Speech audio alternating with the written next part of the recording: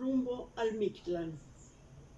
Te encontrarás con tu perro café, montarás en su lomo para cruzar el río, atravesarás con arrojo las montañas que se juntan, un cerro sembrado de puntas de pedernal, 8 colinas donde sopla un viento de obsidiana, páramos con vendavales tan fuertes que los cuerpos flotan como frágiles banderas.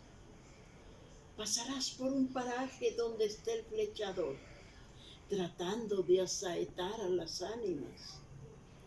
En la 7ª región se encuentra un jaguar que intentará comer tu corazón de jade, para que te precipites en una gran ciénaga donde la lagartija verde engulle a los que ahí caen. Transitarás un largo camino con una espesa calina. A ciegas tienes que vadear 9 ríos. En la 9ª prueba llegarás al lugar más profundo, donde las ánimas por fin logran su descanso eterno y regresan al mundo convertidas en neblina o en coloridas mariposas.